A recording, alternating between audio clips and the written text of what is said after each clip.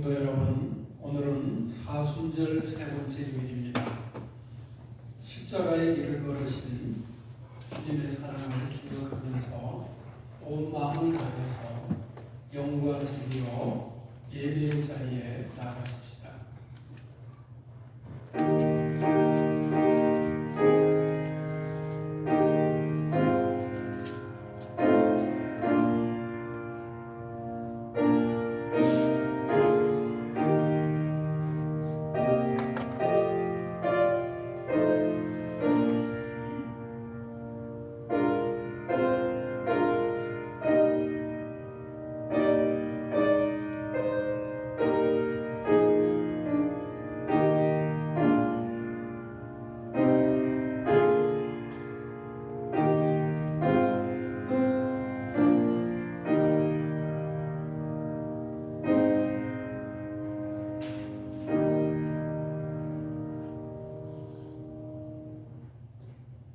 하나님이여, 사슴이 시냇물을 찾기에 갈급함같이 내 영혼이 주를 찾기에 갈급하나이다.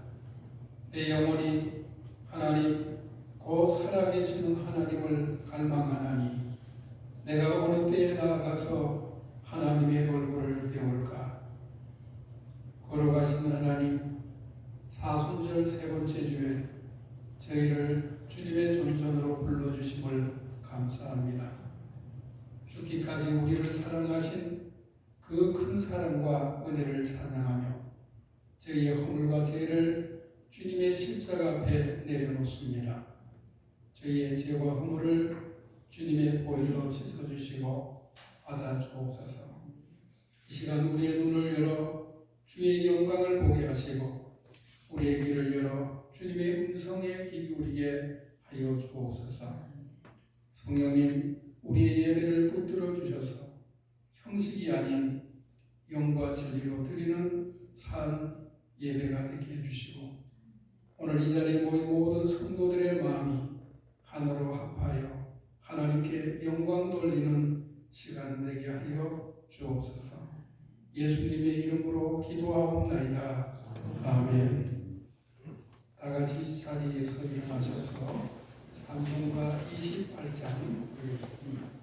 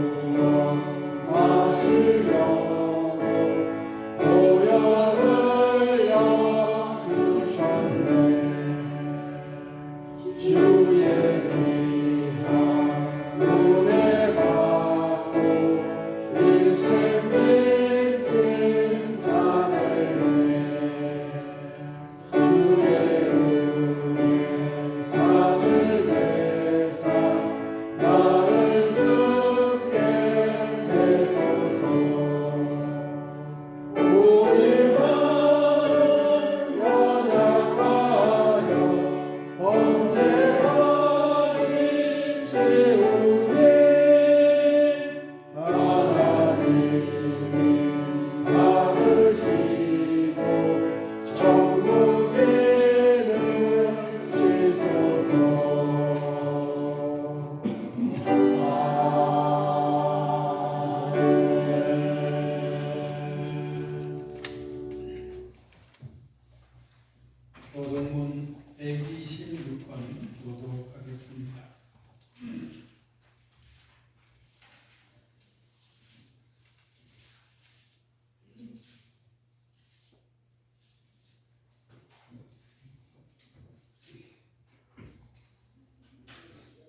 여호와여 나의 영혼이 주를 우러러 보나이다.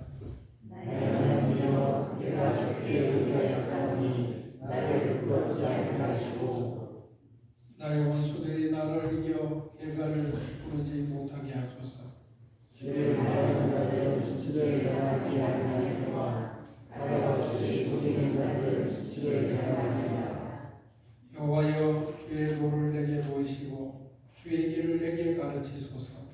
주의 진리로 나를 인도하시고 도우소서. 주는 내 거의 하나님이시니 내가 종일 주를 기다리리라. 여호와여 주의 긍휼하심과 인자하심이 영원부터 있었사오니 주여 이것들을 인정하옵소서. 여호와여 내 젊은 시절의 죄와 허물을 기억하지 마시고 주의 인자하심을 따라 주께서 나를 기억하시되 주의 수하심으로 하옵소서. 여호와는 선하시고 정직하시니 그러므로 그의 도로 죄인들을 교훈하시리로다. 온유한 자를 주를 구하시옵소서. 온유한 자에게 그의 도를 가르치시리로다. 여호와여 너희는 그의 의단과 진리를 지키는 자에게 인자와 진리로다. 아멘. 사도신경으로 우리의 신앙을 고백하겠습니다. 나는 전능하신 아버지 하나님 천지의 창조주를 믿습니다. 나는 그의 유일하신 아들 우리 주 예수 그리스도를 믿습니다.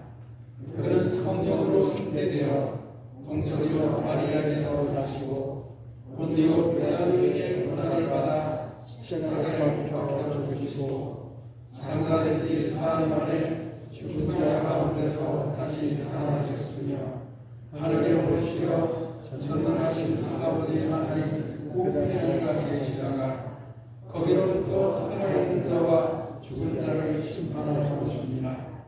나는 성령을 믿으며 거룩한 공교회와 성령의 교제와 죄를 용서받는 것과 몸의 부활과 영생을 믿습니다. 아멘. 자리에 앉으셔서 찬송가 86장 부르겠습니다.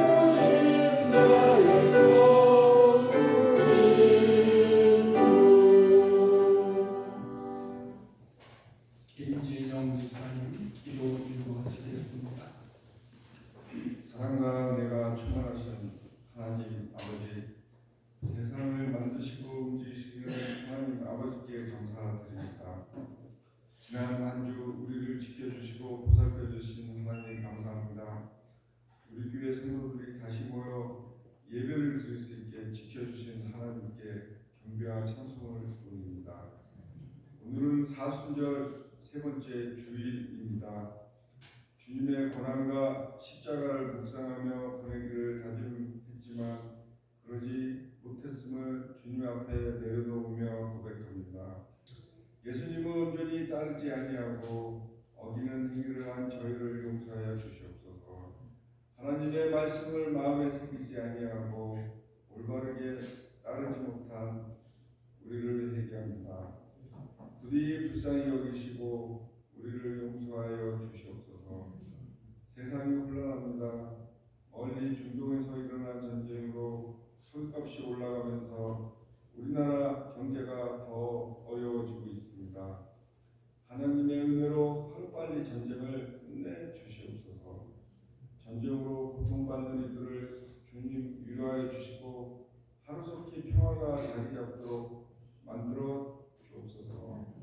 또한 우리 성도들에게 피해가 가지 않도록 도와주시옵소서.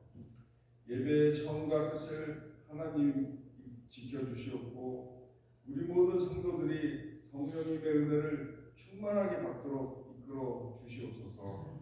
하나님, 우리 교회를 위해 섬기는 목사님과 사모님을 지켜주시옵소서. 능히 주님 주신 사명을 잘 감당할 수 있도록 건강의 축복 허락하여 주시옵고 언제나 함께 하시어 늘 가장 선한 길로 인도하여 주시옵소서. 하나님, 또한 예배와 친교를 위해 충만하게 준비한 모든 분들에게 감사드립니다.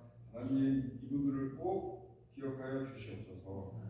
오늘 드리는 이 예배를 기쁘게 받아주실 줄 믿사오며 이 모든 것을 우주 예수 그리스도의 이름으로 기도드립니다. 아멘.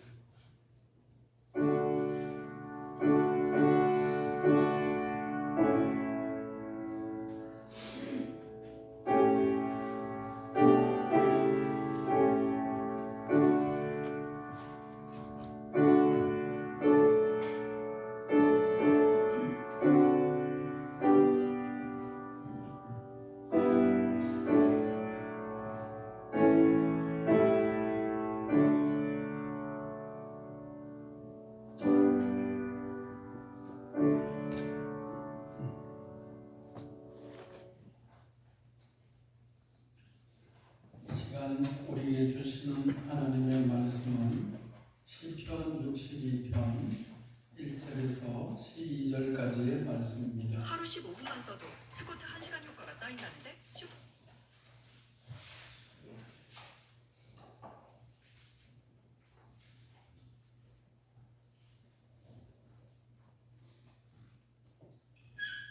시편 62편 첫 절에서 마지막 절까지 한 절씩 교독하겠습니다. 나의 영혼이 잠잠히 하나님만 바라며 나의 구원이 그에게서 나오는도다. 오직 그만이 나의 반석이시오 나의 구원이시오 나의 구주시니 내가 그에 흔들리지 아니하리라.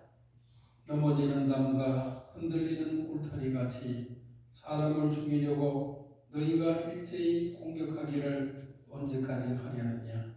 그들을 동산에서 떠나들기만 함께하고 거짓을 즐겨하니 이들은 축복이요 소로는 저주리라. 나의 영혼아 잠잠히 하나님만 바라라. 물은 나의 소망이 그로부터 나오는도다. 오직 그만이 나의 반석이시오 나의 구원이시오 나의 구주시니 내가 흔들리지 아니하리라. 나의 구원과 영광이 하나님께 있으며 내 힘의 반석과 피난처도 하나님께 있도다. 백성아 시로 그를 의지하고 그의 앞에 마음을 더하라. 하나님은 그에게 전하시리라. 아 슬프도다. 사람은 익힘이요 인생도 속임수이니 저울에 달면 그들은 익힘보다 값이 오리로다. 마음을 의지하며 같이 앉아서 마음을 조심하며 재물이 이루어도 거기에 마음을 조심할지어다. 하나님이 한두 번 하신 말씀을 내가 들었나니 권능은 하나님께 속하였다 하셨도다. 주여 인자는 주께 속하였사오니 주께서 각 사람이 행한 대로 갚으시리이다. 아멘. 명문대를 졸업하고 누구나 부러워하는 대기업에 다니고 있는 한 젊은 직장인이 이런 고백을 했습니다. 저는 모든 것을 다 가진 것 같은데 왜 이렇게 불안하고 공부할까요? 회사에서는 성과를 내야 한다는 압박감에, 집에서는 결혼과 내 집 마련에 대한 부담감에 짓눌려 있습니다. 도대체 저는 어디에서 실수했을까요? 이 청년의 고백은 오늘 우리 시대를 살아가는 수많은 사람들의 목소리를 대변하는 것이 아니겠습니까? 우리는 지금 역사상 가장 풍요로운 시대를 살고 있습니다. 그러나 동시에 가장 불안한 시대를 살고 있습니다. 아침에 눈을 뜨자마자 스마트폰에 알람이 울리고 쏟아지는 뉴스와 소셜 미디어의 소음이 우리의 뇌를 끊임없이 자극합니다. 거리에는 자동차 경적 소리가 넘쳐나고 직장에서는 성과를 재촉하는 소리가 쉴 새 없이 울려 퍼지고 가정에서는 생계의 무게가 짓누르는 탄식 소리가 가득합니다. 마치 거대한 폭풍우 한가운데 있는 것처럼 우리는 잠시도 멈추지 못하는 소음과 압박 속에 노출되어 있습니다. 심리학자들은 현대인들이 겪는 가장 큰 질병 중에 하나가 침묵의 부재라고 말하고 있습니다. 잠시라도 고요해지면 불안해합니다. 뭔가를 듣고 보고 말하지 않으면 뒤처지는 것 같은 그런 공포를 느끼게 됩니다. 우리는 혼자 있는 것을 두려워하며 고요함을 견디지 못해야 합니다. 왜냐하면 잠잠해질 때 우리는 우리 내면의 공허함과 불안을 직면해야 하기 때문이죠. 역설적이게도 소음이 커질수록 우리의 영혼은 더 공허해지고 외침이 많아질수록 내면의 평안은 사라져만 가는 것입니다. 바로 이런 우리에게 오늘 시편 62편은 놀라운 해답을 제시하고 있습니다. 3000년 전에 다윗이라는 한 영혼의 고백이 오늘 우리에게 살아있는 말씀으로 울려 퍼지고 있습니다. 그는 왕이었지만 동시에 쫓기는 자이기도 했었습니다. 배신과 음모, 생명의 위협이라고 하는 극심한 폭풍 속에 있었습니다. 그러나 놀랍게도 그는 비명을 지르거나 변명을 내려놓거나 세상 사람들을 향해서 원망할 수가 되지 않았습니다. 대신 그는 아주 낯설고도 신비로운 선언을 하고 있습니다. 나의 영혼이 잠잠히 하나님을 바라며 나의 구원이 그에게서 나오는도다. 이 고백은 단순한 종교적 수사가 아닙니다. 이것은 삶과 죽음의 경계선에서 배신과 음모의 한복판에서 모든 것이 무너지는 것 같은 절망의 순간에 발견한 가장 확실한 진리입니다. 오늘 사순절 기간을 보내면서 십자가를 향해 걸어가시는 주님을 묵상하는 이 시간, 다윗이 발견했던 이 놀라운 잠잠함의 비밀을 함께 나누고자 합니다. 오늘 1절에서 잠잠히라고 하는 이 말은 단순히 입을 다물고 있는 침묵을 훨씬 넘어서는 개념일 것입니다. 이것은 고요한 복종, 평온한 기다림, 요동하지 않는 안식을 말합니다. 모든 불안과 조급함이 가라앉은 깊은 고요함, 억지로 만들어낸 침묵이 아니라 하나님 앞에서의 자연스럽게 임하는 평안을 가리키는 것입니다. 그러면 폭풍이 몰아치는데 어떻게 잠잠할 수 있을까요? 억울한 일을 당했는데 어떻게 침묵할 수 있습니까?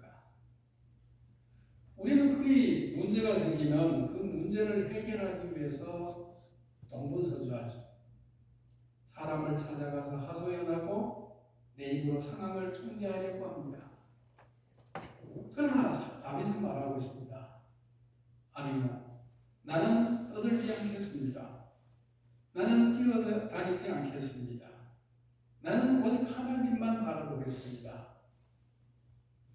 이것은 포기가 아닙니다. 이것은 무기력한 체념이 아닙니다.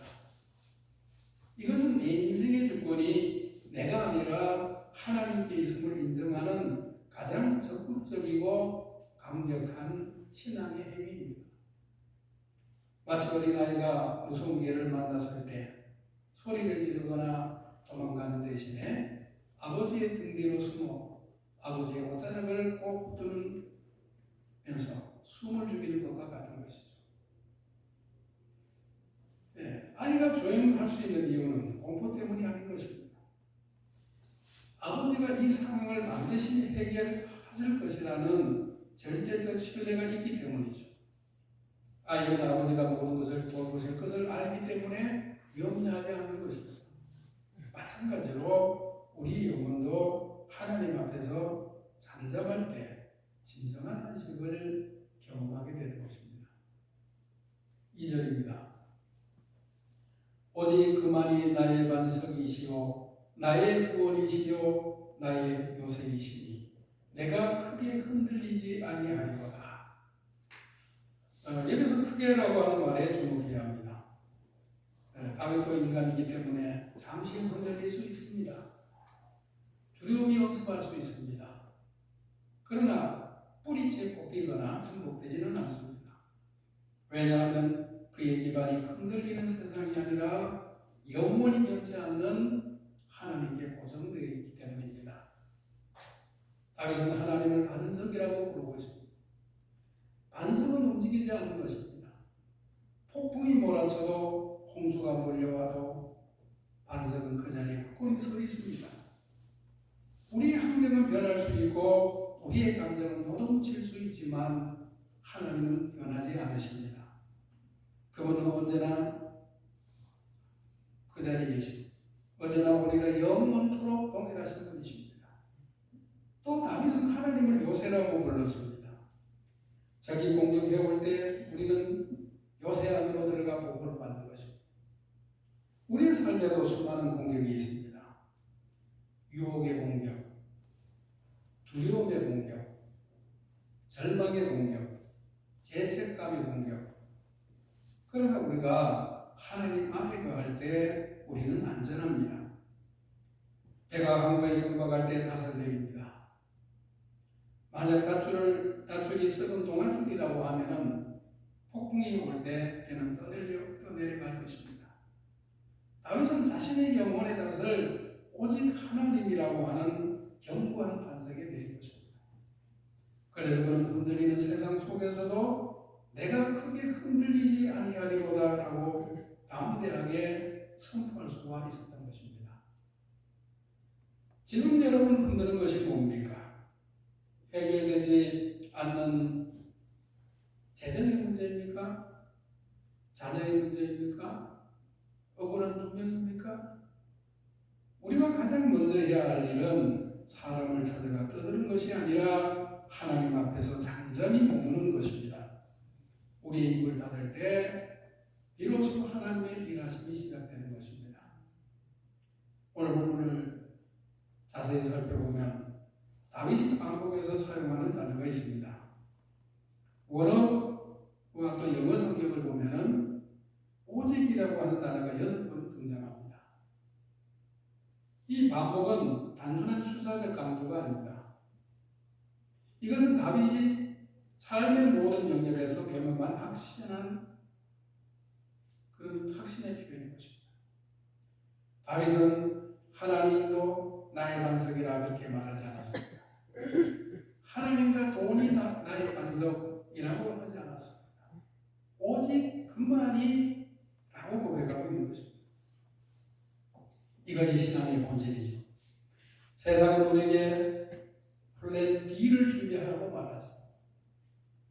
하나님도 믿지만 보험도 들어놓고 인맥도 쌓아놓고 통장 잔고도 채워놔야 안심이 된다고 말합니다. 물론 삶의 준비가 필요하죠. 그러나 우리 영혼이 궁극적으로 의지하는 대상이 하나님 외에 다른 것이 섞여 있다고 하면 그것은 참된 믿음이 아닌 것입니다. 다윗이 오직 하나님만이라고 고백할 때 그는 단순히 이론적 지식을 선포하는 것이 아닙니다. 이것은 다른 것을 시대에 보지 않아서가 아닙니다. 다윗은 왕으로서 권력을 경험했고 부를 소유했고 명예를 누렸습니다. 그러나 그 모든 것들이 그에게 진정한 안식을 주지 못했습니다. 오히려 그것들은 때로 그를 더 큰 위험과 불안 속으로 몰아넣었던 것입니다. 수많은 경험 끝에 다윗이 발견한 진리는 단 하나입니다. 오직 하나님만이 나의 반석이시다. 우리 시대는 수많은 대안들을 제시합니다. 성공하면 행복할 것이라고, 돈이 많으면 안정될 것이라고, 사랑하는 사람이 있으면 외롭지 않을 것이라고 말을 합니다. 그러나 이 모든 것들은 우리에게 일시적 만족을 줄 뿐이지 영원히 깊은 갈증을 해결해 주지는 못합니다. 왜냐하면 이 모든 것들은 불확실하고 변하기 쉽기 때문이죠. 성공은 실패로 바뀔 수가 있고 재산은 사라질 수가 있고 사람은 떠날 수가 있는 것입니다. 우리는 종종 사람에게 하나님만이 채워질 수 있는 기대를 걸고 있죠. 우리는 배우자가 우리의 모든 필요를 채워주기를 기대하고 또 자녀가 우리의 삶의 의미가 되기를 바라고 친구가 우리의 모든 것을 위로해 주기를 원하고 있습니다. 그러나 이런 기대는 필연적으로 실망으로 이어지게 되죠. 16세기의 종교개혁자 마틴 루터는 사방이 적으로 둘러싸인 절체절명의 위기 속에서 찬송과 내주는 강한 성경으로 지었습니다. 내 힘만 의지할 때는 피할 수밖에 없도다라고 고백하면서 오직 하나님만이 나의 상상되심을 오래했던 것입니다. 이것이 개혁주의의 신앙의 정수입니다. 오직 예수 그리스도, 오직 하나님만이 우리의 유일한 소망입니다. 여러분의 탓은 지금 어디에 내려져 있습니까? 흔들리는 세상입니까? 아니면 영원한 반석이신 하나님이십니까? 그렇다면 우리가 하나님만 바라고 잠잠히 있다는 것은 아무것도 하지 않는 정적인 상태만을 말할까요? 결코 그런 것이 아닙니다. 8절입니다. 백성들아 시시로 그를 의지하고 그의 앞에 마음을 토하라. 하나님은 우리의 피난처시로다. 이것은 이 마음을 토하라 이 표현은 아주 생생하고 역동적이죠. 이것은 마치 물 한 마리를 거꾸로 뒤집어서 그 속에 있는 물을 한 방울도 남기지 않고 쏟아붓는 것을 말하는 것입니다. 잠잠히 하나님만 바라는 것과 마음을 토해내는 것은 모순처럼 보이기도 하죠. 그러나 이것이 기도의 가장 깊은 역설인 것입니다. 사람 앞에서는 잠잠하십시오. 세상의 비난과 조롱 앞에서는 입을 열지 마십시오. 그러나 하나님 앞에서는 여러분의 모든 것을 쏟아놓으십시오. 슬픔, 분노, 억울함, 수치심을 숨기지 말고 다 쏟아내십시오. 이것이 진짜 기도입니다. 점잖게 고상하게 다듬어진 언어로 하는 기도가 아니라 상한 심령 그대로 하나님 앞에 내려놓는 것입니다. 한나가 성전에서 술 취한 여자처럼 보일 정도로 울며 기도할 때 그것이 여호와 앞에 심정을 토한 것이라고 했던 것이죠. 하나님은 우리 하는 미사여구를 원하지 않습니다. 그거는 우리의 찢어진 마음 있는 그대로의 진실한 고백을 원하는 것입니다. 마음을 쏟으면 빈 공간이 생기게 됩니다. 내 속에 가득 찼던 불안과 염려가 쏟아져 나가고 그 자리에 비로소 하나님의 평강이 채워지게 됩니다. 이것이 교환의 심리죠. 나의 무거운 짐을 드리고 주님의 가벼운 멍에를 받는 것입니다. 수고하고 무거운 짐진 자들아 다 내게로 오라 내가 너희를 쉬게 하리라고 하신 주님의 초청이 바로 그것입니다. 우리의 기도가 때로 너무나 형식적이지 않습니까? 체면 때문에 하나님 앞에서조차 가면을 쓰고 있지는 않습니까? 여러분의 마음속에 고여있는 모든 것을 하나님 앞에 다 쏟아내시기를 바랍니다. 그때 하나님은 우리의 피난처가 되어주십니다. 9절에서 다윗은 우리가 그토록 의지하려는 것들의 실체를 날카롭게 표현하고 있습니다. 아 슬프도다 사람이 있기니요 인생도 속임 수인이 저울에 달면 그들은 입김보다 가벼우리로다. 여기서 입김은 전도서 기자가 헛되고 헛되니 헛되고 헛되도다 했을 때 썼던 바로 그 단어의 그 헛됨을 말합니다. 추운 겨울날 호하고 불면 하얗게 보이다가 금세 사라지는 수증기, 그것이 사람의 인생이고 권력의 실체라는 것입니다. 이것은 냉소주의가 아닙니다. 이것은 현실을 직시하는 영적 지혜입니다. 다윗은 사회적 지위나 신분에 관계없이 천한 사람이든 높은 사람이든 그들은 모두가 우리의 궁극적인 의지처가 될 수 없다라고 합니다. 우리는 사람들의 평가에 목숨을 걸죠. 누가 나를 인정해주면 기뻐하고 누가 나를 무시하면 잠을 못 잡니다. 그럼 다윗은 말합니다. 그건 다 입김이다. 저울에 달아보면 공기보다 가볍다. 우리가 그토록 무겁게 여기는 세상의 가치들이 영혼의 저울을 위해서는 먼지보다도 가볍다는 것입니다. 10절에서 다윗은 구체적으로 세 가지 잘못된 의지처를 지적하고 있습니다. 포악을 의지하지 말며 탈취한 것으로 허망하여지지 말며 재물이 늘어도 거기에 마음을 두지 말지어다. 첫째는 권력과 폭력입니다. 많은 사람들이 힘을 통해 안전을 보호하려고 하죠. 그러나 권력은 일시적이고 더 큰 권력 앞에서는 무력해지는 것입니다. 그 다음에 두 번째는 부정한 방법으로 얻은 것들입니다. 정직하지 않은 방법으로 얻은 것은 우리에게 진정한 만족을 주지 못하고 오히려 우리의 양심을 괴롭히는 것입니다. 세 번째는 재물입니다. 돈은 많은 것을 할 수가 있지만 가장 중요한 것들은 할 수가 없죠. 돈으로 사랑을 살 수가 없고 평안을 살 수가 없고 영혼을 살 수가 없는 것입니다. 이 모든 것들이 헛된 이유는 그것들이 본질적으로 나쁘기 때문이 아닙니다. 그것들이 하나님의 자리를 대신할 수 없기 때문인 것입니다. 우리가 이 세상의 어떤 것을 하나님보다 더 의지하고 사랑할 때 그것은 우상이 되고 우리는 필연적으로 실망하게 됩니다.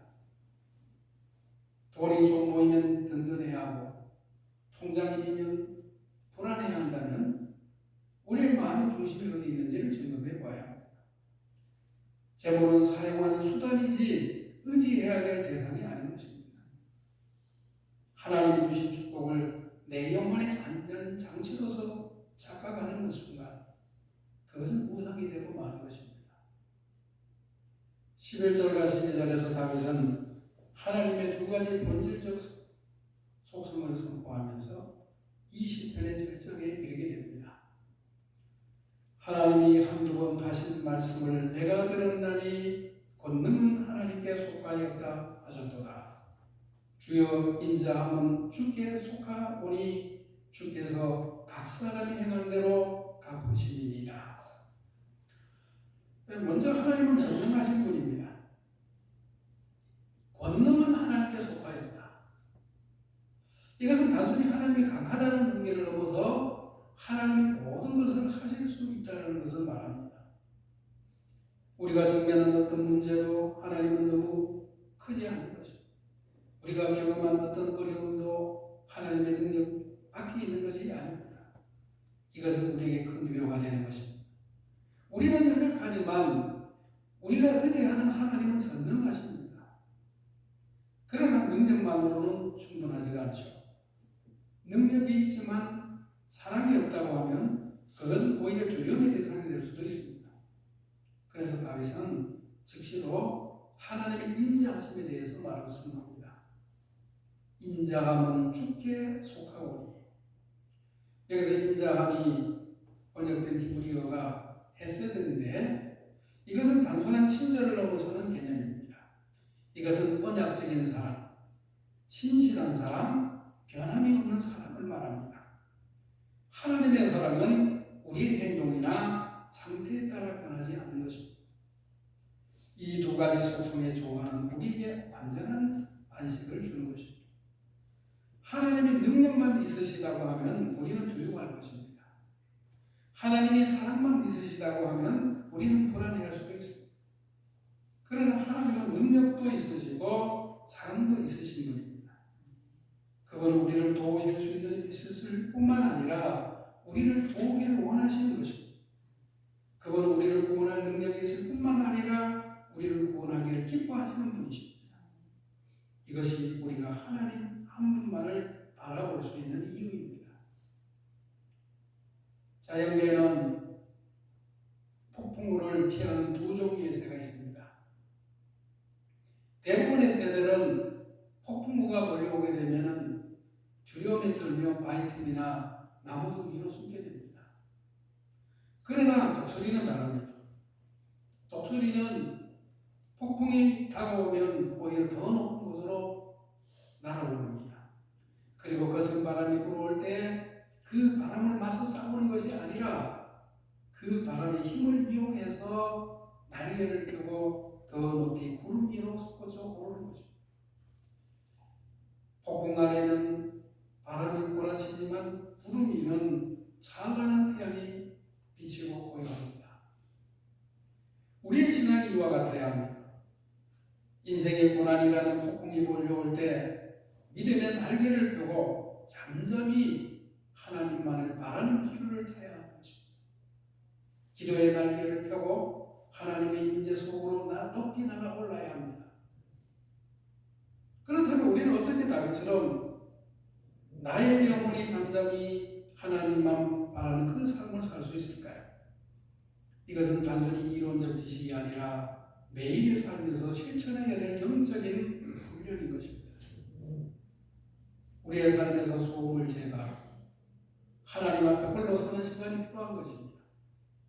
이것은 단순히 기도 시간을 갖는 것을 넘어서 우리 영혼이 하나님 앞에 쉬는 시간인 것입니다. 스스로에게 물어보십시오. 나는 무엇에 궁극적 안전을 느끼는가? 무엇을 잃을까봐 가장 두려워하는가? 무엇이 나의 정체성과 가치를 결정하는가? 만약 그 대답이 하나님이 아니라면 우리는 우상을 섬기고 있는 것이죠. 우리는 이러한 우상들을 하나하나 하나님 앞에 내려놓고 오직 그 하나님만이라고 고백해야 하는 것입니다. 다윗이 이렇게 아침에 참 고백을 할 수 있었던 것은 그가 하나님의 말씀을 끊임없이 묵상했기 때문입니다. 하나님의 말씀 우리에게 하나님이 누구신지 그분이 무엇을 약속하셨는지를 상기시켜 줍니다. 우리가 세상 소리에 압도당할 때 하나님의 말씀은 우리에게 진리의 목소리를 들려줍니다. 우리 시대는 즉각적 만족을 추구하죠. 우리는 기다리는 것을 싫어합니다. 특히 우리 한국 사람은 빨리빨리를 좋아하죠. 그러나 영적 성숙은 기다림을 통해서 오는 것입니다. 다윗이 말하는 이 바람이라고 하는 단어는 히브리어로 기다림과 소망을 동시에 의미하는 것입니다. 이것은 결과가 불확실한 상황에서의 막연한 기다림이 아니라 하나님의 신실하심을 확신하는 가운데 이루어지는 적극적인 기다림인 것입니다.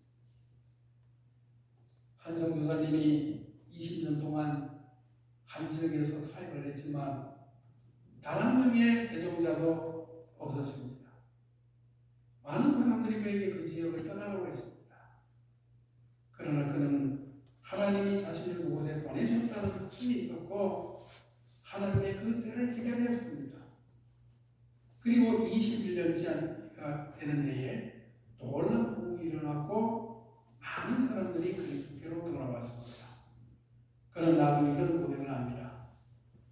그 20년의 기다림이 없었다면 나는 하나님의 신실하심을 진정으로 알지 못했을 것입니다.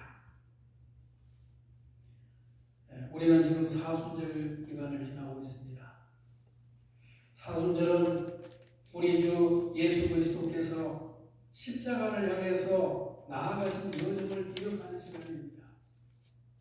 예수님은 겟세마네 동산에서 이렇게 기도하셨습니다.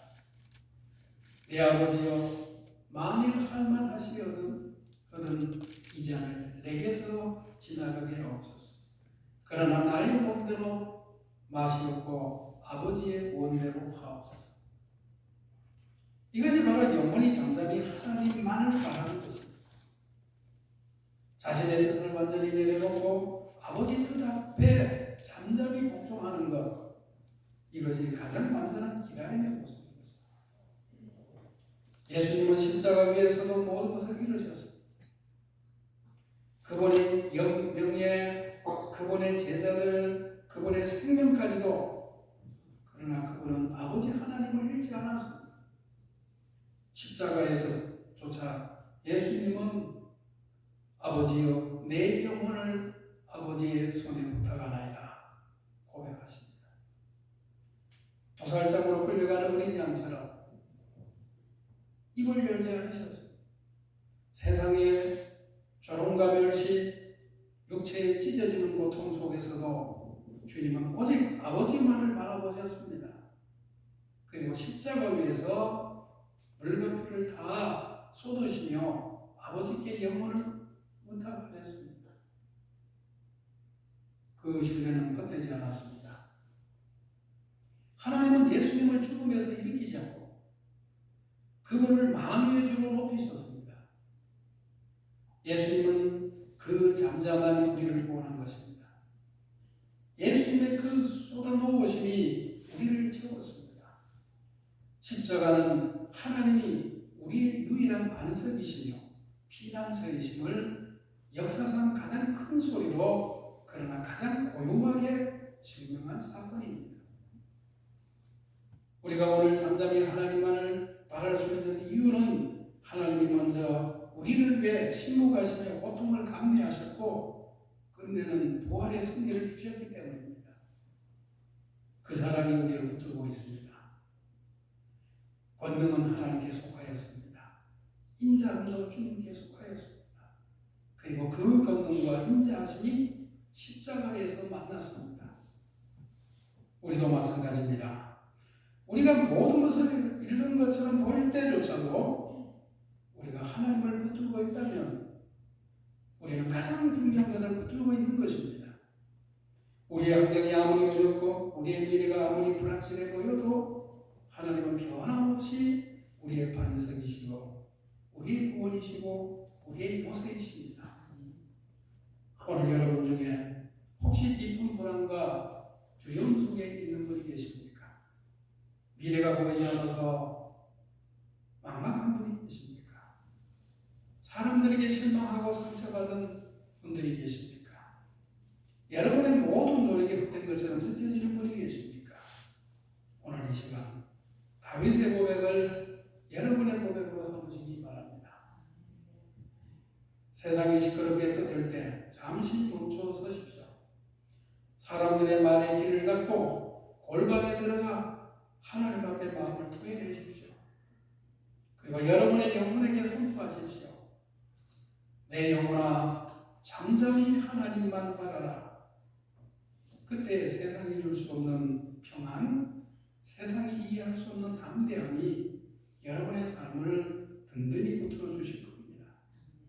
흔들리는 세상 속에서 오직 예수 그리스도라고 하는 반석 위에 굳게 서는 성도들이 다 되시기를 주님의 이름으로 축원합니다.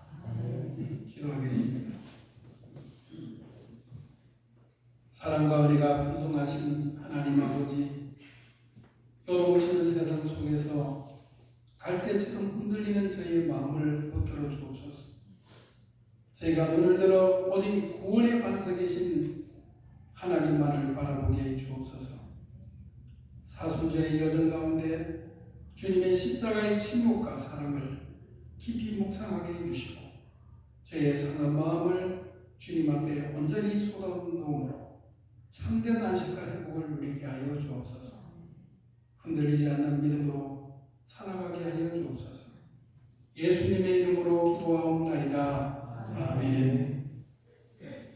찬송가 405장 부르겠습니다.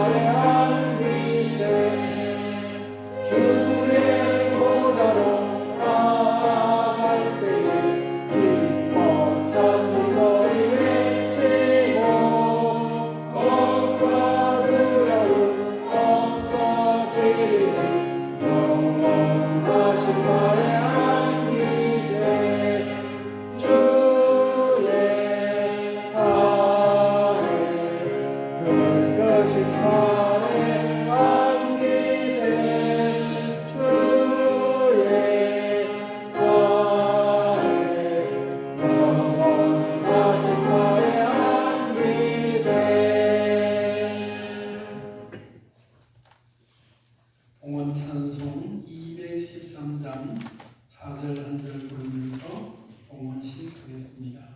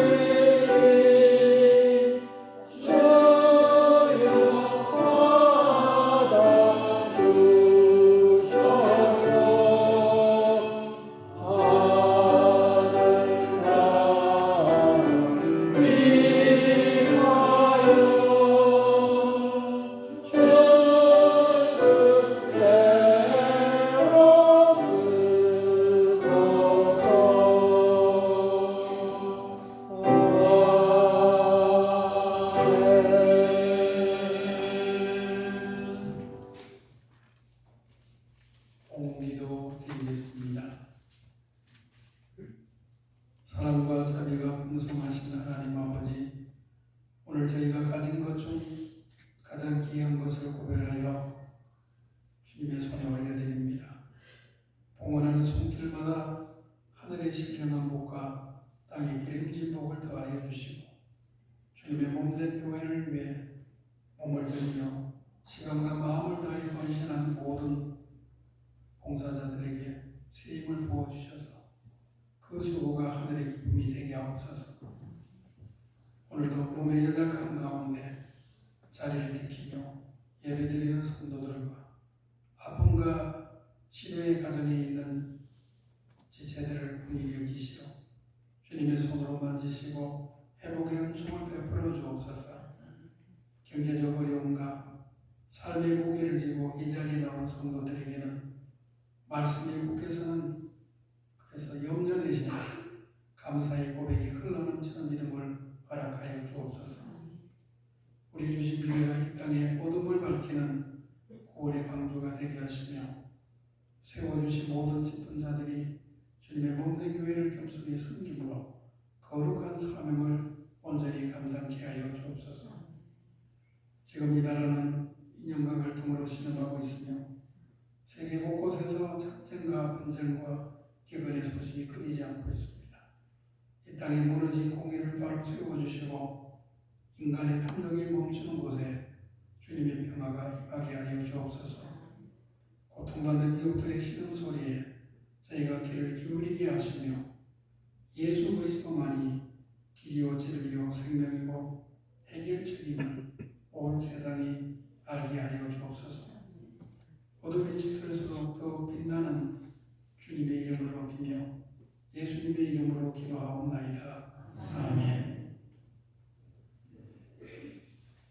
교회 소식입니다. 오늘은 교회 이름으로 사순절 세 번째 주일이 되겠습니다. 경건하게 주님의 고난을 묵상하며 보내실 수 있기 바랍니다. 예배위원들께서는 서울 예배 담당표를 확인해 주시기 바랍니다. 다음 주일은 기도 이진희 집사님, 봉헌 김숙관 성도님, 안내 조아라 권사님입니다. 교우 소식입니다. 등록한 교우 계신데 근데 오늘 온 분이 안 돼서 못 오셨는지 못 오셨네요. 다음에 나오실 때 다시 소개하도록 하겠습니다. 예배가 끝나면 우리 교회 식당 친구실에서 식사와 함께하는 성도의 시간이 있겠습니다. 바쁘지 않으시면 모두 참여해 주시면 감사하겠습니다. 다 같이 자리에 일어나셔서 주변의 분들과 함께 반갑게 인사하겠습니다. 반갑습니다. 반갑습니다. 찬송가 370장 보겠습니다.